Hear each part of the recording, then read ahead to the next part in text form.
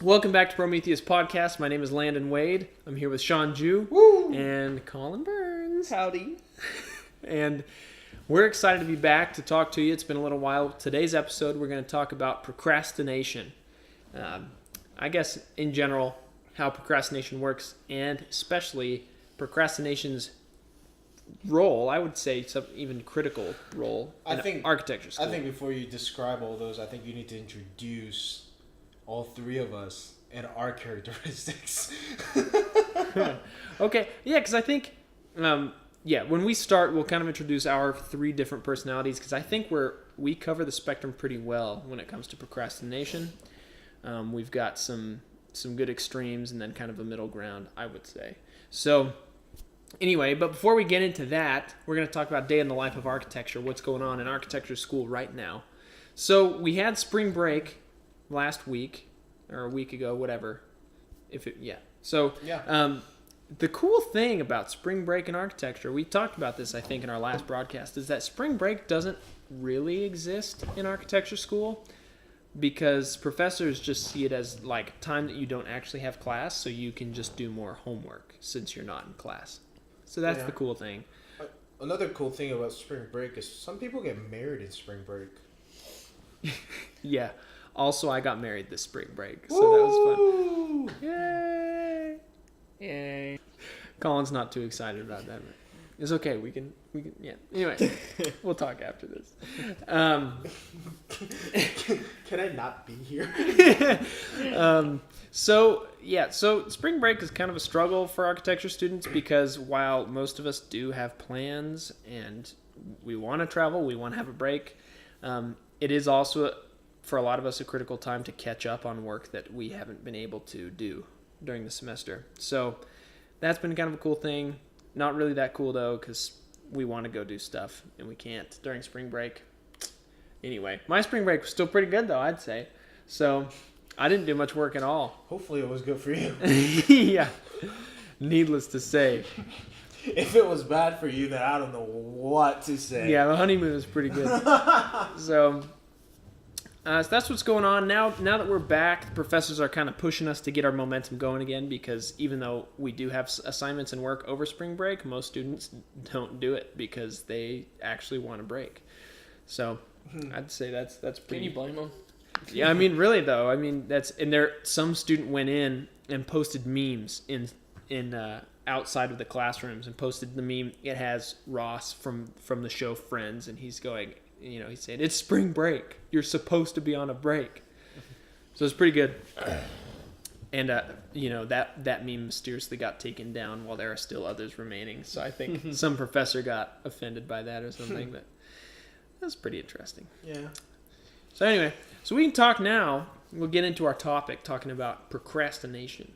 So everyone, no matter who you are, no matter what your major is, no matter how old you are even, procrastination's a real thing for everybody. That's kind of it's a challenge the human race faces. But depending on who you ask, it may not be a challenge. It could be also a good thing. Like Sean requested earlier, I want to introduce each of us by our procrastination personalities. I'll start with Colin, because Colin is not first when it comes to procrastination, but he's first when it comes to getting things done. So I guess if we were to give out awards for procrastination, Colin would be like not even on the scoreboard. The loser. Yeah, Colin's the guy. We'll have class, you'll get the assignment. Colin comes home, works out, grabs a sandwich, and heads back to work on the assignment, like the day of. That's Colin's personality, procrastination. Yep. On the other side of the ring, we have Sean Jew. Hey. And I guess I shouldn't say on the other side of the ring, because if it were a boxing match, Sean Jew wouldn't show up because he'd still be strapping his gloves on right before the match. Because Sean is the worst procrastinator. Well, or I should say best procrastinator. The worst when it comes to managing procrastination. Sean will wait till the day before something is due to get done a project that takes a day to do. He'll use every last minute he can before actually starting on the work. And have I ever not completed anything? Yeah, your final model in that one studio. Okay, that was that was physically impossible to build, and my professor agreed that it was physically impossible to build. But you agreed on that the morning of, so you couldn't choose something else to build. True. So anyway, I consider myself kind of the middle ground of the two. He's not. No, what am I then? Well, I mean, No, I would definitely say this past year he's become a middle ground. Because I would say freshman year you were more on the like get everything done kind of early, and then you started to. Once you started working though, it kind of started to gravitate more towards some things you get done early, some things you procrastinate. I think like school wise, Landon. I don't think it's procrastination because I mean you just have a lot of things going in your life, like. True. So you're not really procrastinating anything. You're just running out of time. yeah. I guess that's like an extra dimension to procrastination. I don't have time to procrastinate. Sometimes I just am doing other things. Everybody has time to procrastinate, so don't worry, kids or adults. Everybody's got time to procrastinate. Who are you talking to, Sean? Yeah. Anyway, so that's why I would consider myself in the middle, is because I swing on both sides. There's some things I really do procrastinate. When you get down to time management and things like that, especially in my own life, I've noticed you just really have to look at every assignment or everything you have to do critically and find what the essential thing is, figure out what the purpose of it is moving forward, so you know where you can, I mean, for lack of a better term, cut corners, so that you can get things done quickly, efficiently, and still move forward and not lose progress. But it's kind of a difficult thing to balance. But once you get in the groove of it, it's not horrible. What? Nothing. Okay. All right. So anyway, that being said, procrastination, we're going to pull it back to a real basic outlook of what procrastination is. So procrastination, you're given a deadline for something. Yep. Can't procrastinate without a deadline. You have a due date, a turn-in date. Something's got to be done by this time, by midnight, whatever the assignment is. So as soon as you get the assignment, that's when you have a decision. You could do it right then, or you could not. Yeah, okay. We have those two ends of the spectrum here.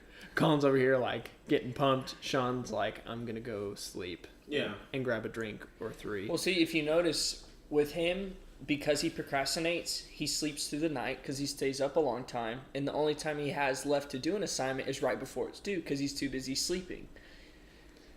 True. Well, I mean, so because of the schedule of procrastinating, all you have to do is procrastinate. You have no other time. Yeah, see, that's the beauty of procrastination. Is it really fun to procrastinate though? It's not. I don't think. See, this is my philosophy in procrastination. I don't think before we get into deadlines and technicalities of it, it's a cycle of life and death, and you're given a life, Sean's and you're the poetics of procrastination. you're basically procrastinating your death. That's what life is. You can choose to die anytime you want to, but you're procrastinating until it naturally just comes to you, until that deadline hits you. And that's what procrastinating is. It's the deadline. Yeah, it's the beauty. It's procrastination is not about just procrastinating it on itself, but procrastination is about finding the inner beauty that lies in everything that you can do. Since when did being lazy become inner beauty? I wish y'all could have seen Sean's hand right there. This is this really poetic position. Yeah. Oh no, it's like the dingleberry. Dingleberry sign. I call it the presidential palm. Yeah. No, I call it the dingleberry. Fingertips together. It looked almost like an Italian. You should have been talking like this. You see procrastination. But I mean, that's what procrastination is. It's no, not everybody has to take the highway. Some people would like to enjoy the view and go 40 miles per hour on the feed. Well, and another reason I'm in the middle ground, because I understand both ends of the spectrum here. Like, you got to stop and smell the flowers. You know what I mean? You can't just be so excited to get to the destination all the time that you don't enjoy the journey. Yeah. And to enjoy the journey, you have to procrastinate the destination. Like, that's just the nature of life. Well, I mean, if you hop on the highway or so, say, get your work done early, you get to enjoy your destination for a much longer time. Yeah, but that moment, that time, and that flower, and that smell, and that exact same feeling and the emotions that you have towards that flower while you're smelling it on your way to the destination is never going to be there ever again. Well, I could say you're going to miss that same opportunity not getting to spend the same amount of time in the destination. Yeah, but I'm in it for a surprise, and so was I stopping by for the flower. I just had a thought here. I'm just going to ask both of you a question. You will answer yes or no, and then we're going to move on. We're not even going to stop and talk about it. I just think it's an interesting question. No, I really don't like you, if that's a... No. All right, you ready? Sean, do you believe in a higher power? Nope. Colin, do you believe in a higher power? Yes. Okay, moving on. I thought that was interesting. What the... Think about it. Just think about it. We don't have to talk about that right now. I just thought it was an interesting correlation. I think it's important to smell the flowers because sometimes on the journey, those aren't the same flowers that you have at the destination. You know? But then again, I'm experiencing flowers that he doesn't get to experience, and he's experiencing flowers that I don't get to experience. Which is exactly why I'm in the middle ground, because I get to smell both y'all's flowers. Oh, that's I'm just going along with the metaphor. no.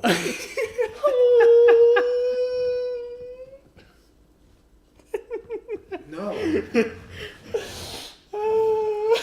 See, this is why you need to read classic novels, so you know what flowers actually mean in those kind of contexts. Oh, yeah, no, I'm talking like roots in dirt, planted flowers. Well, I mean, Metaphorical roots in dirt, planted flowers. that's not metaphor. That's literal flower. Okay, no, but I mean, I'm not actually smelling flowers. So anyway, that's why I'm in the middle ground, is because you get to enjoy those moments in the process as well as the moments at the result. And those are kind of two interesting things because they're oriented around different types of thought processes and personality types. Because there are two personality types. Oh, okay, there are lots obviously, but if you're looking at a task, just a task, there are people that are process oriented and there are people that are result oriented or product oriented. So there are people that will just jump in and get it done. There are people that want to make the process of getting it done comfortable. They want to enjoy the moment while they're doing that. You know, so it's an example is someone who's about to clean the kitchen. A process oriented person will yeah, okay, we all know who that is in this group. A process oriented person, they're going to run and grab their stereo. They're going to put on their favorite music so they can dance while they're putting the dishes away and all that kind of stuff. Colin's raising his hand. And a result-oriented person isn't going to waste time with any of that crap because they just want it done. So they're going to jump in and just go get it done. So it's... Well, I mean, if you're talking about real procrastination, you wouldn't clean the kitchen. Yeah, if you're talking about real procrastination, I'm talking about these two personality types, though, the result and process-oriented. That comes into play a little bit later on in our conversation when it comes to procrastination because, or it could be right now, I guess I'm already moving us that way. Because procrastination plays a role, I think, in how it changes the process and the result. Because it will rush the process, but I think at the same time you're enjoying other processes if you procrastinate other things. And so it becomes a time thing. And it's just romantic, and not in like a loving relationship kind of way, but it's a beautiful thing. It running from that's why do you think in so many movies somebody's running from an explosion or something and it's right behind them, or it's the beast is right behind them as they're running. It's just like procrastination. With result oriented type of thinking, the romance dies, and really only thing you're doing is just going after a goal. But when you say life's all about goals, not really. I mean, life is. Well, if you don't have goals to reach in life, are you really motivated to go through life? Here we go. Life. I think of life as. If you ask any successful businessman how they got to where they're at, they had goals. Yeah, but if it So asks, for you to sit here and tell me that you don't need goals in life to get somewhere is you need goals. But, you know, you don't really have to. I mean, I'm just saying people have different ideas and different ways of life and different ways of thinking. And sometimes people that are going to be out on the street penniless are going to be a lot happier than people who are going to be driving Jaguars off the street. Well, I think that's where obviously goals play a huge role in like how that changes procrastination and things like that. But and like another reason I'm sitting here in the middle, because while I totally get goals are extremely important to have, the result is very important. But at the same time, my personal belief is to live an earnest, happy life. You have to enjoy the process too. You know, you have to be happy, not having goals ahead of you, not just behind you. And I feel like sometimes result-oriented people are people, or when you want to get it done as quick as possible, it becomes you live in this state of constant unhappiness, because as soon as you get a goal done, there's that spurt of happiness, but then you're not happy until you reach your next goal. And then being happy in the process, you can enjoy the whole thing, not just the goals. But so that's that, and that's a general commentary. I'm not like pointing that at anybody, because they're all critical pieces to me, and it's about enjoying all of it, which is why sometimes I decide to procrastinate, because there's something better to enjoy than the result. I mean, But it's just once you start procrastinating enough, you don't really get to choose to procrastinate. yeah, that's the hard part. But I think we can relate it to bring it to we've talked really generally about it, but relating to architecture school, really the idea of procrastination. I've seen a lot of times professors will force procrastination in a way. So I had a professor my second year. Y'all know who it is. And she would give you such a ridiculous amount of work that even if you started right then, you still wouldn't get it done. And she knew that. But what it forced you to do is make decisions, and it forced you to just move forward, no matter what was behind you. And that type of procrastination and pressure forced you not only to produce quantity, but it also strained your mental capacity, so that you would produce more and produce things you wouldn't think about, because you become desperate. Yeah. And those things you would never have created had you had half the assignment and twice the time, if you know what I'm talking about. Yeah. So, I mean, for me, it's always, it's never been. I'm not gonna sit here and lie that it's all based on like, oh, I'm enjoying the process of it. I mean, most of the times, I just didn't want to work. yeah. So, but I think there is a certain perks in waiting till the last minute to doing something. Because, I mean, when somebody's getting pushed to the extreme and they're going to think of something, not just cutting corners, but they're going to think of something that they couldn't have thought of if they had plenty of time. If they have more time. Because at that point, you're really in, it's either now or never kind of situation. I agree. Well, and when you're procrastinating, or when you're pushed to that limit, you're more likely to pursue avenues that aren't your own thinking, that aren't your own line of thinking. Because if you have all the time in the world, you're gonna get picky. You're gonna say, you know what? No, I want to do it. Well, you have time to explore your thoughts. Yeah, you may have time to explore, but I think typically we're gonna stay where we're comfortable, which is our thoughts. And with procrastination, the deadline becomes more uncomfortable than going away from our own thoughts. And so you decide to chase the lesser discomfort, which is that of doing things you wouldn't normally think of, or whatever it is. Becomes pretty interesting. Yeah. I've never thought about that, because the procrastination, if in a realm of production, procrastination can lead to desperation, which then leads to sometimes inspiration. Well, yeah, I mean, desperation can. You can do a lot with desperation, but it's It's very interesting. Yeah. You can do a lot of things when you're desperate. That being said, though, if a decision is already made, a creative decision, and you procrastinate the development of it, then you're just plain old screwed, you know? Well, yeah. I mean, if somebody's procrastinating so much that they miss the deadline, then that's not procrastination. Well, then you're done. Or you end up doing a really crappy job of, you could have the best, you could have spent all your time thinking of the best idea ever, but then if you squander that time to develop it, then you're done for. Yeah. I mean, I honestly think doing works last minute is kind of a 50-50 coin flip. Yeah. You're either going to come out with something really good or something really bad. You're not going to come out with anything that's in the middle. Yeah, well, in architecture school, we see it a lot both ways.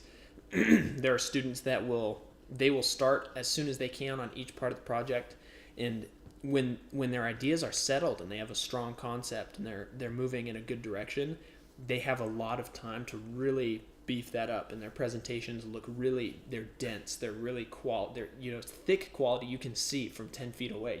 You walk past their presentation, you can look at it from 10 feet away without even reading anything, go, holy cow, like they've got it figured out, they know what they're doing. Yep.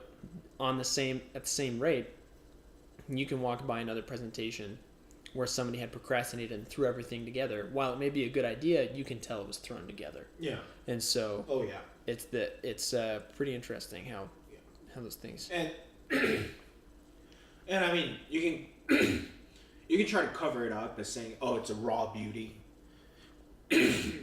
but it's at that point where you don't even have things set up for presentation. I mean, that's just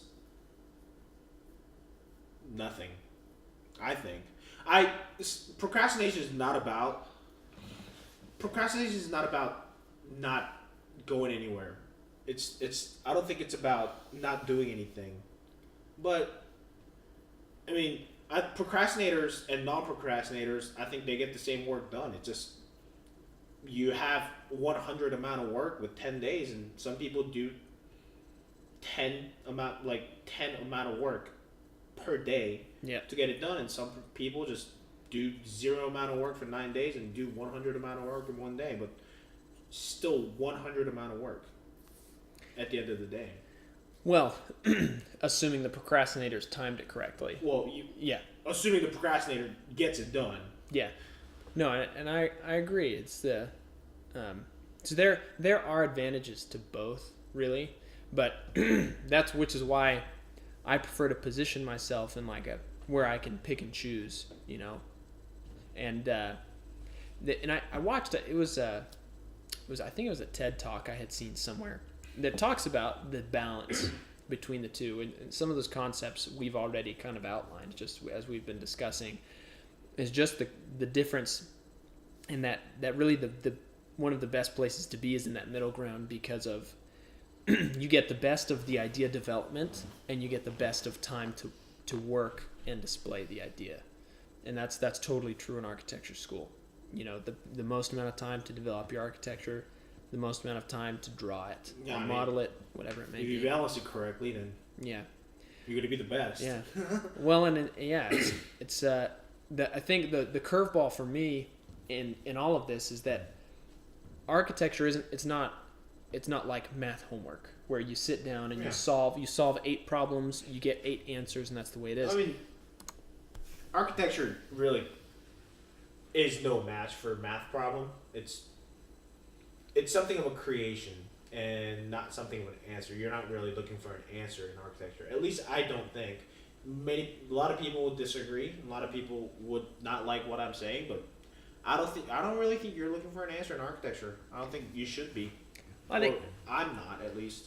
Answer is a very primitive term for it, because architecture isn't about an answer. It's about a solution for me. I don't know if you can get on the boat with that, but it's because you're designing, you're creating something that solves several problems. When you create a building, it's not just there to keep the rain off of somebody's head. You're trying to design that building to function best for what they want, while being pleasing, while being a place that they like to be, while being a place that's useful, a place that will last long, a place that will stand against the elements. Like there are tons of pieces to this puzzle, and it comes down to all of these little micro relationships that you have to choose. It's millions of decisions go into making a building, that it cannot be just one or any small group of answers. It's a huge process of creation, which I guess is where I started talking about how it's not a math problem is because for math you can kind of budget out time, right? You can budget out 8 math problems of this difficulty I can get done in this amount of time. I can get 8 answers. We're good. With architecture, there are so many curveballs and so many different things happen as you start to make those decisions. It's like the butterfly effect, honestly. When you make one decision in architecture, it spreads and changes everything else. It changes the whole matrix. A lot of the times it is meant to, because, the first thing that you're going to do as an architecture student in the beginning of the semester is choosing your topic and choosing what you want to do. And it has to be simplified to one word. And that one word is going to ultimately decide what your design is going to be. Yeah, and I think that's one of the biggest challenges, is because in architecture school they consistently push us to find that one word or that one phrase that is a design thesis, and that means that every decision you make, every little intersection that you need to make a decision, where you're going to put a window, where you're going to put a door, how the door is going to be angled, that's all based on that one phrase. I think architecture is a little bit oxymoronic on itself. Yeah.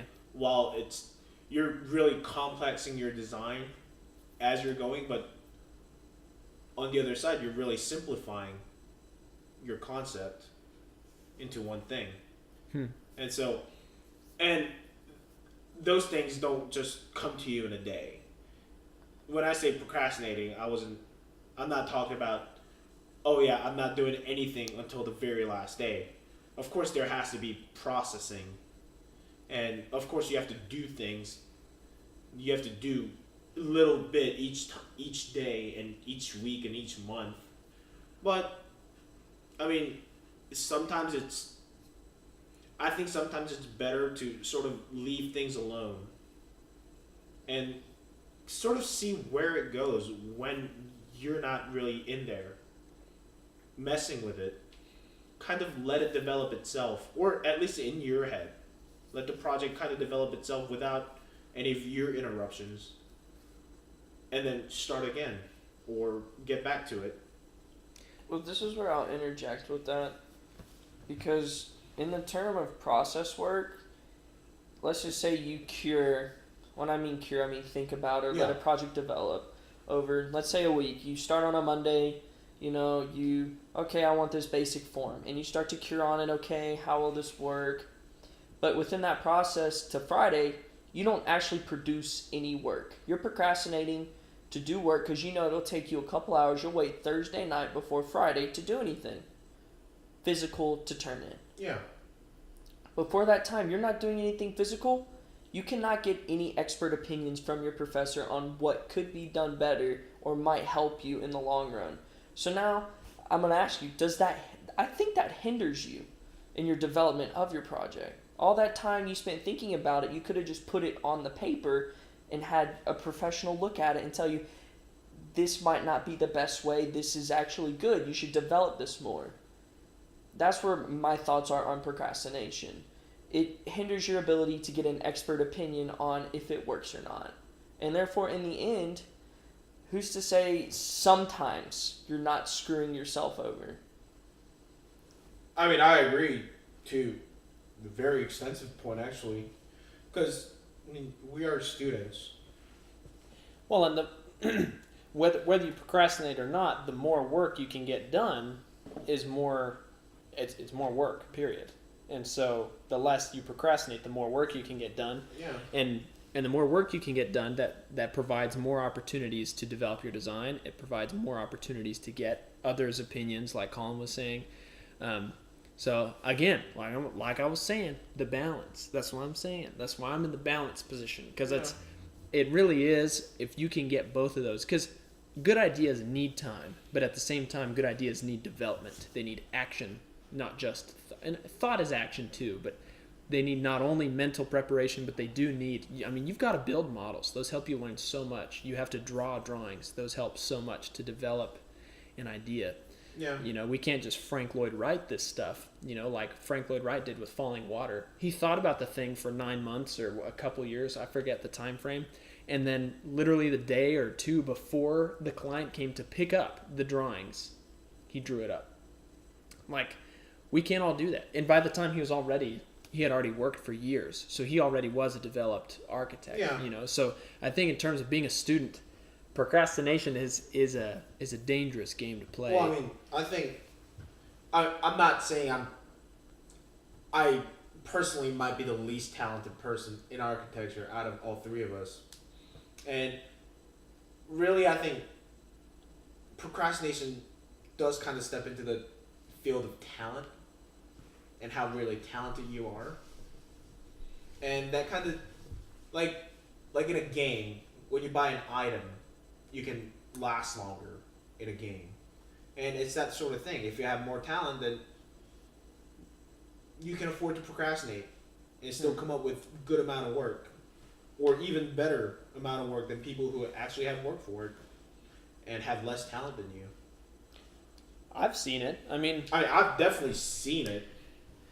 so that, really, I think we could talk for a long time about because there are just a lot of advantages and disadvantages to both sides. I mean, I don't think there's justifications in procrastinating.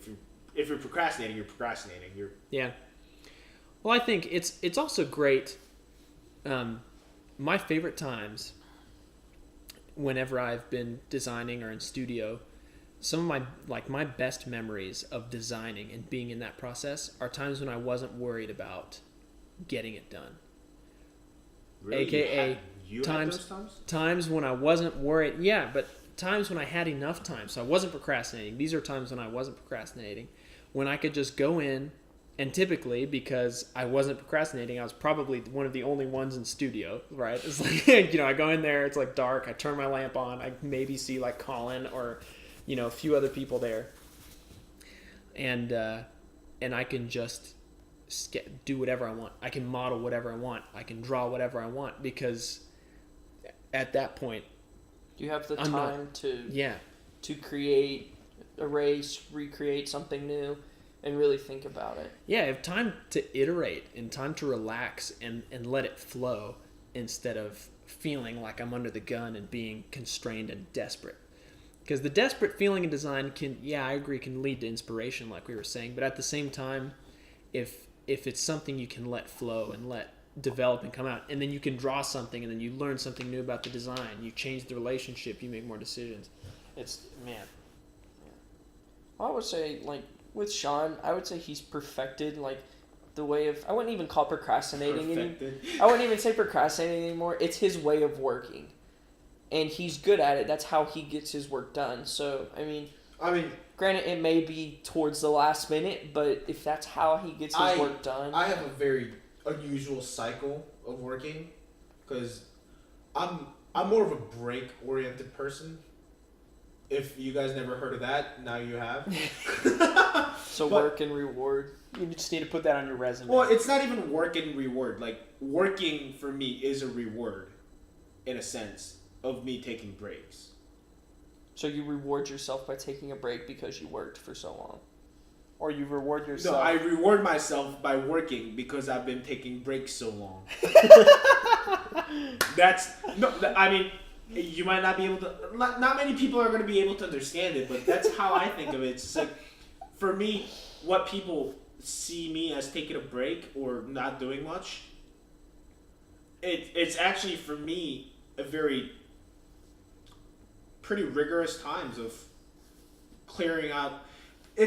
I have things in my head that I need to clear out before I work, and it just gets foggy and foggy, and sometimes I just need to clear all that out, and it takes a very long time, and just, I take breaks a lot. I mean, people I've seen, professors, there are professors that come up to me when I'm on the couch and say if I'm paying the rent.